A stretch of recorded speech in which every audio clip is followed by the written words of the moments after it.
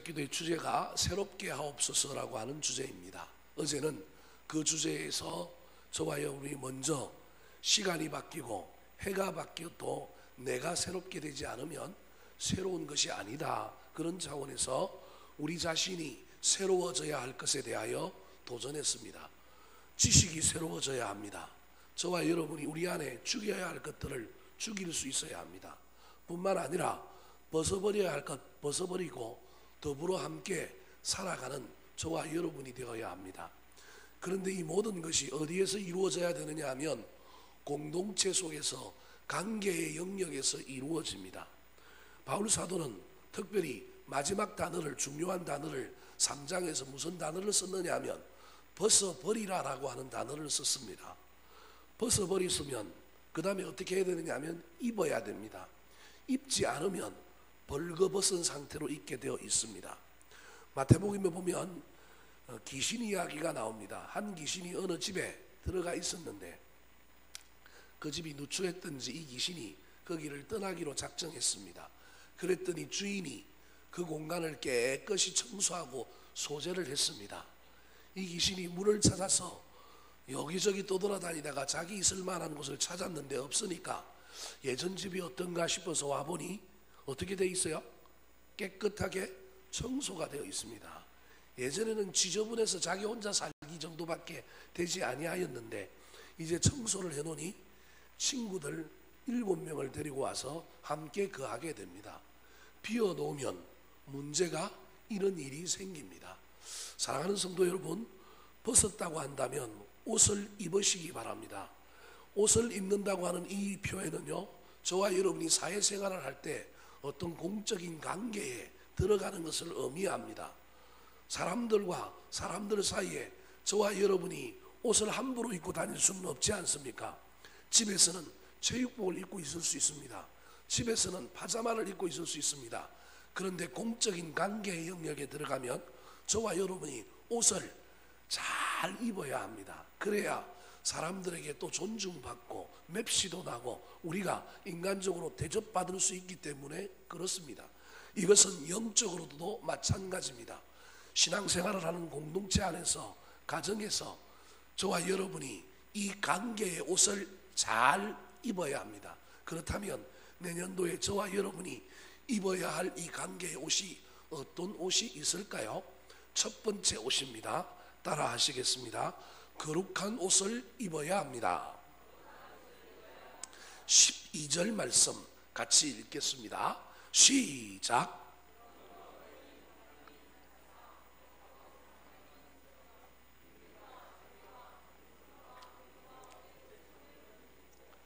저기 12절 말씀에 시작과 끝 단어를 보십시오. 물론 첫 시작이 그러므로라고 하는 단어입니다. 옷을 벗었다고 한다면 그런 말이죠.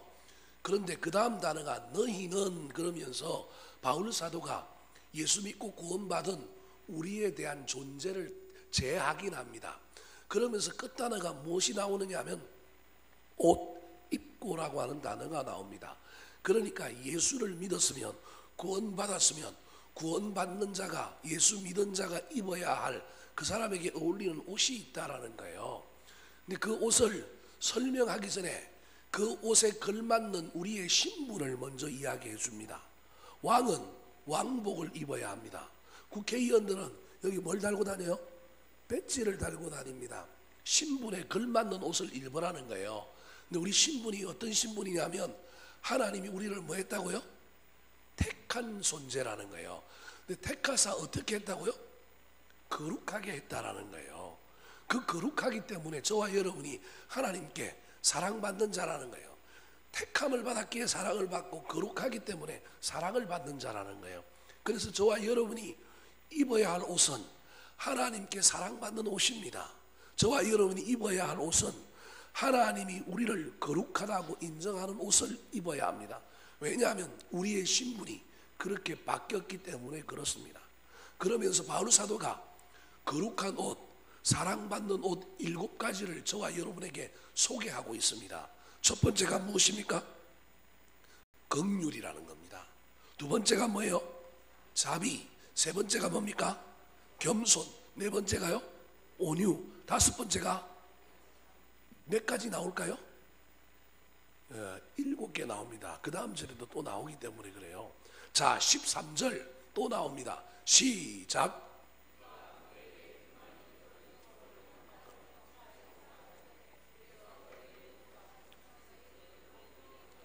성경학자들마다 이 부분에서 조금 차이가 있습니다. 13절에 나오는 용납과 용서를 또 다른 옷의 내용으로 보아서 여기까지를 7가지다 그렇게 말하는 사람이 있는가 하면, 저는 저 용납과 용서를 하나로 보아서 6개다. 그리고 나머지 7개가 하나 더 나오는데 어디에 나오느냐 하면 14절에 나온다는 거예요. 14절 한번 읽어볼까요? 시작.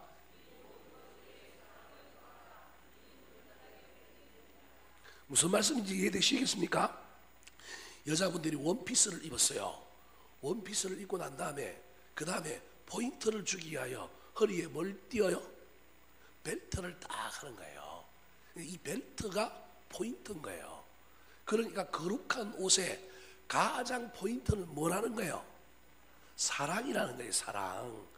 사랑하는 성도 여러분, 저와 여러분이 내년도에 입어야 할 거룩한 옷 7가지가 있습니다. 요일별로 잘 갈아입으시기 바랍니다. 몇 개가 나왔다고요? 7개. 나는 8개 다 우기고 싶은 사람은 우기십시오. 괜찮습니다. 그런데 7개가 나왔다고 한다면 요일별로 이 옷을 한번 잘 갈아입어 보시기 바랍니다.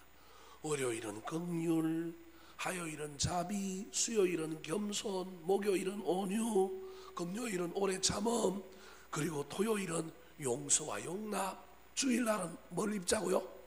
근데 교회 와서 이제 미워하고 싸우면 안 되겠죠? 네, 그 옷을 입어보자는 거예요. 이게 공동체 되게 만드는 중요한 것이다. 사도 바울이 이야기하고 있습니다. 하나하나를 설명할 수는 없지만 시간상 저와 여러분이 이 중에 때로는 7개를 다 못한다 할지라도 내년도에 저와 여러분이 스스로 세상을 향하여 나아갈 때, 교회를 올 때 내가 오늘은 무슨 옷을 입었다, 이 옷만큼은 더럽히지 않으리라 결단하시기 바랍니다.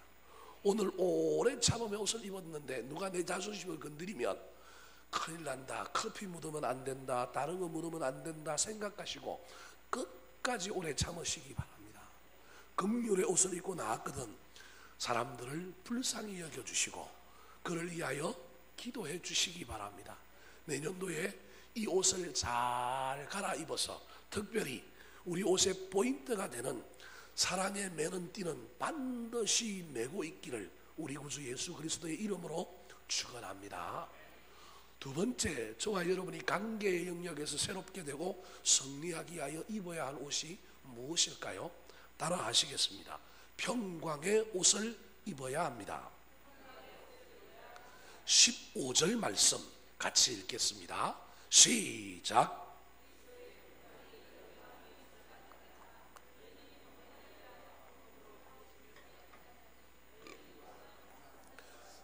자, 저기 15절에 보니까 그리스도의 평강이 너희 마음을 뭐하게 하라고요? 주장하게 하라. 근데 저 주장하게라고 하는 용어는요, 바울 사도가 이 용어를 쓸 때 그 당시 그리스 로마 지역에 올림픽과 같은 경기들이 있었단 말이에요. 스포츠 경기. 그 스포츠 경기를 염두에 두고 하는 이야기입니다. 주장하다라고 하는 단어는 스포츠 용어로 어떤 의미가 있느냐면 심판이 되게 하라, 심판을 보게 하라, 그런 의미입니다. 그러니까 저와 여러분의 마음을 심판하는 뭔가가 있어야 된다는 거예요. 저와 여러분이 어떤 사물을 결정할 때 판단하고 결정해주는 심판과 같은 것이 있어야 되는데 그게 뭐라고요? 평강이라는 거예요. 평강이 우리 마음의 심판자고, 평강이 우리가 삶의 현장에서 무엇을 결정할 때 결정하는 심판이라는 겁니다. 쉽게 얘기하면 두 가지로 이해할 수 있습니다. 저와 여러분이 무슨 일을 할 때 마음이 평안하지 않는 상태에서 결정하는 것은 선이 아닐 가능성이 많다라는 거예요. 더 쉽게 이야기하면 하나님은 평강의 하나님이시기 때문에 나에게 평강한 마음을 주셔서 무엇인가 하게 합니다. 물론 때로는 거룩한 부담감을 주기도 하는데 그 부담감도 불안한 부담감은 아니고요. 부담은 왔지만 내가 그 부담을 안기로 결정하면 평강이 임하는 것이 하나님의 뜻입니다. 이게 저와 여러분이 무슨 일을 하든지 어떤 일을 하든지 결정해야 될 중요한 심판이라는 거예요. 심판. 이런 의미의 마음의 평강이 마음을 주장하게 하라라고 하는 의미가 저 안에 이런 의미가 들어있는 거예요. 그래서 저와 여러분 무슨 결정을 했는데도 마음이 안 편해요. 그러면 하나님 뜻이 아닌 거예요. 거룩한 부담이 있고 나한테 막 부담이 되는데 그래서 처음에는 하기 싫었는데 기도해보다 보니까 이걸 해야 되겠다고 결정을 딱 했는데 갑자기 물밀듯 하나님의 평강이 나한테 밀려와요. 이건 하나님의 뜻인 거예요. 그래서 평강이 우리 판단의 결정적인 기준이라는 거예요. 근데 이건 우리 내면을 다스리는 기준일 뿐만 아니라 또한 저와 여러분이 사람과 사람들 사이에 관계를 맺고 생활을 할 때 이 관계가 평강하냐 안 하냐 이것 또한 기준이라는 거예요. 쉽게 이야기하면 내가 무슨 말을 했는데 내가 무슨 행동을 했는데 공동체를 평강스럽게 하고 공동체를 평안하게 하고 있다면 그게 옳은 거라는 거예요. 그래서 그 기준으로 저와 여러분이 삶을 살아야 한다는 거예요. 내가 불화하게 만들고 내가 화목하지 못하게 만들고 그건 옳지 않다라는 거예요. 내 내면의 평강을 내가 누리기를 원하잖아요. 그래서 우리 마음이 평안했으면 좋겠잖아요. 그러면 반대로 내 평안을 지키기 위하여 내가 그랬던 것처럼 공동체의 평안, 다른 사람의 평안을 위하여도 내가 노력해야 될 의무가 있다는 거예요. 그걸 14절에서 뭐라고 이야기하는지 다시 한번 14절 읽어볼까요? 자, 우리 14절 말씀입니다. 시작. 14절 말씀입니다. 15절 말씀입니다. 죄송합니다. 15절. 죄송합니다. 제가 말을 잘못했습니다. 우리 전사님 막 위에서 왔다 갔다 헷갈리고 있어요. 자, 15절입니다. 시작.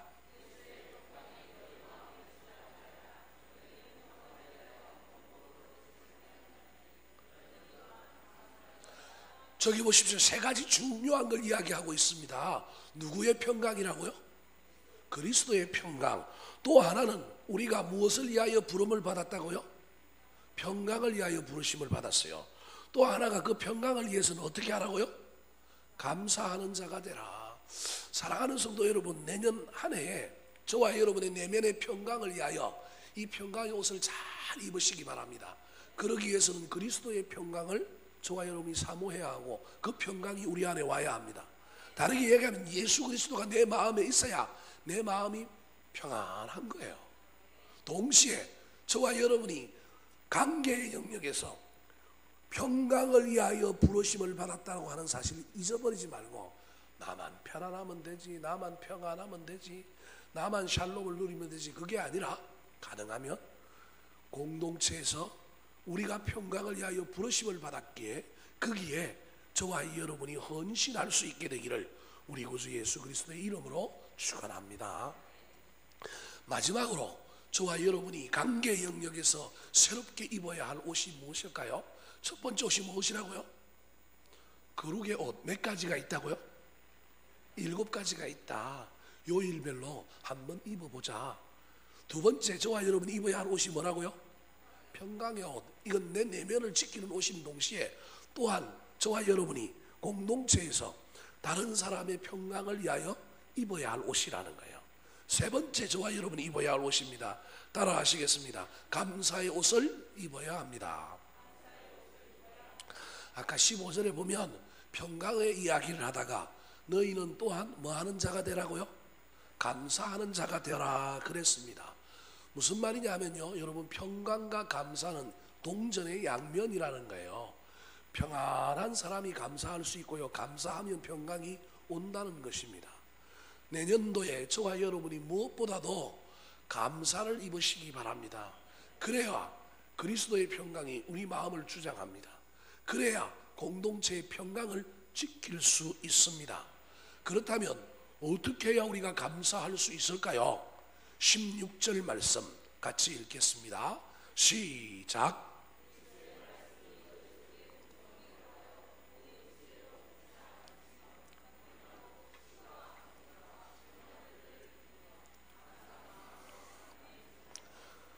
저기 서너 가지가 나옵니다. 저와 여러분이 어떻게 하면 감사할 수 있을지.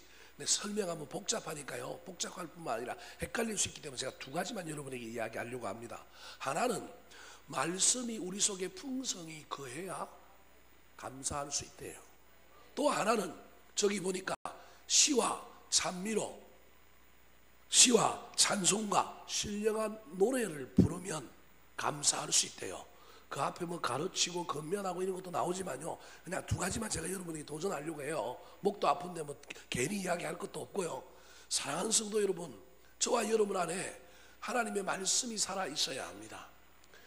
이걸 에베소서에서는 뭐라고 얘기하느냐 하면 성령이 너희 안에 충만히 가하면, 오늘 본문에 나오는 저 16절에 골로새서 3장 16절의 말씀이 에베소서에 가면 똑같이 나옵니다.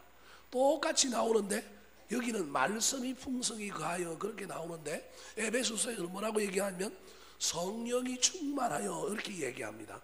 그러니까 말씀과 성령 충만, 또 다르게 이야기하면 말씀과 성령 충만, 찬송이 충만할 때 저와 여러분의 삶 속에 감사가 넘쳐나고, 그 감사는 저와 여러분의 삶을 평강하게 만든다는 것입니다.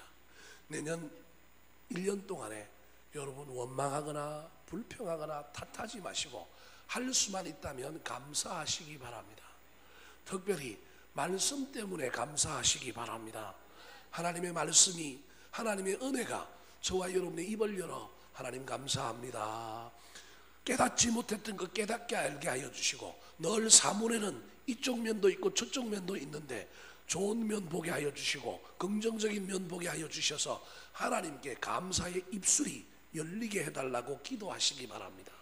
감사하면요 마음은 평강합니다. 여러분, 감사가 그래서 저와 여러분이 반드시 입어야 할 옷입니다.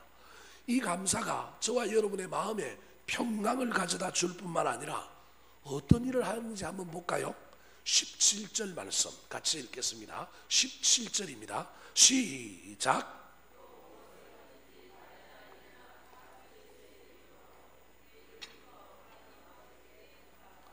자, 감사한 사람, 말씀이 풍성히 가하여 시와 신령한 노래와 찬송으로 하나님께 영광 돌리는 그 사람이 감사가 가득하니까 마음도 평강할 뿐만 아니라 어떻게 해요? 이 감사가 넘치는 사람이 신학이 바뀌는 거예요. 감사가 넘치는 사람은 관점이 바뀌는 거예요. 그래서 지금 뭐라고 얘기해요? 무엇을 하든지 말에나 다 누구의 이름으로 한다고요? 쉽게 말하면 이런 겁니다. 내가 지금 하는 일, 내 능력으로 하는 거 아니고, 내 기쁨으로 하는 거 아니고, 내가 한 거 아니고, 누구의 능력으로? 하나님의 능력, 예수님의 능력으로, 누구의 이름으로? 예수님의 이름으로 했다라는 거예요. 얼마나 겸손해졌습니까? 감사는 겸손하게 만드는 거예요. 감사는요 내 힘을 빼는 거예요. 그래서 감사는요 하나님께 영광을 돌리는 거예요. 저게 지금 하나님께 엄청난 영광을 돌리는 거예요. 이건 억지로 돌리는 게 아니라 감사하다 보니까 저와 여러분이 감사를 깊이 체험하면 하나님 앞에 겸손해질 수밖에 없어요. 하나님께 영광을 돌릴 수밖에 없는 거예요. 그래서 무엇을 하든지 말에나 일에나 다 누구 이름으로 한다고요? 예수 이름으로 하는 거예요. 내가 한 게 아니에요. 예수님이 한 거예요. 내 능력이 아니에요. 예수님의 능력이에요. 뿐만 아니라 누구를 힘입어요? 그를 힘입어 누구께 나아가요? 아버지께 나아가서 또 뭐예요? 감사하는 거예요. 신기하게 감사가 자꾸 이렇게 쳇바퀴를 도는 거예요. 감사가 감사의 쳇바퀴를 돌 때 이때 하나님께서 능력을 베풀어 주시지 않겠어요? 이 사람이 입을 열면 감사하다 그러는데 그 감사하면서 그 감사의 내용을 전부 내가 한 것이 아니라 하나님이 주셨다 그러고, 또 그것 때문에 은혜를 받아갖고 힘을 입어가지고 더 또 주님께 나가고 더 감사하는 거예요. 얼마나 멋집니까? 사랑하는 성도 여러분, 내년 한 해 저와 여러분이 반드시 이 감사의 옷을 잊어버리지 마시고, 때로는 절망이 나타나고 때로는 원망이 나타나고 때로는 불평이 나타나는 수많은 사건들이 우리 앞을 지나가게 될 것입니다. 그때마다 저와 여러분이 낙심하지 말고 다시금 감사거리를 찾고 감사를 붙들고 이 옷을 입고 나아가게 되시기를 예수님의 이름으로 축원합니다. 한번 따라 하시겠습니다. 관계를 새롭게 하옵소서. 거룩한 옷을 입어야 합니다. 평강의 옷을 입어야 합니다. 감사의 옷을 입어야 합니다.